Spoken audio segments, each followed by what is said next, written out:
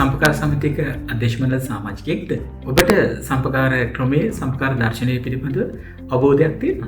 ඒ වගේම සම්පකාර පාලන ක්‍රමයේ පිළිබඳ ඔබට අත්දැකීමක් තියෙනවද? ජාතික සම්පකාර සංවර්ධනායතනයේ සම්පකාර අධ්‍යයනාංශය විසින් සංවිධානය කරලා තියෙන අධ්‍යක්ෂ මණ්ඩල පුහුණුවට අදම සම්බන්ධ වෙන්න පුළුවන්. මේ වැඩසටහන් මාලාව ඉතාම විධිමත් ආකාරයට 2026 සැප්තැම්බර් ඉඳලා දෙසැම්බර් දක්වා මේ මාස තුනක කාලය තුළ අධ්‍යක්ෂ මණ්ඩල පුහුණුව සඳහා තමයි අපි සැලසුම් කරලා තියෙන්නේ. සතියාන්ත දිනවල සෙනසුරාදා නැත්නම් විවිධ දවස් දෙකේ තමයි මේ වැඩසටහන සැලසුම් කරලා තියෙන්නේ. මෙම අධ්‍යක්ෂ මණ්ඩල පුහුණුව දෙක සංවිධානය කරලා තියෙන්නේ සම්පකාර සමිතික අධ්‍යක්ෂ මණ්ඩලයේ මූලික ගැටලු අභියෝග ඒ වගේම වර්තමානයට ගැලපෙන කුසලතා පිළිබඳව විධිමත් අධ්‍යයනයකින් පස්සේ. ඒ අනුව අධ්‍යක්ෂවරුන් සඳහා පුහුණු දෙකක් සංවිධානය කරලා තියෙනවා.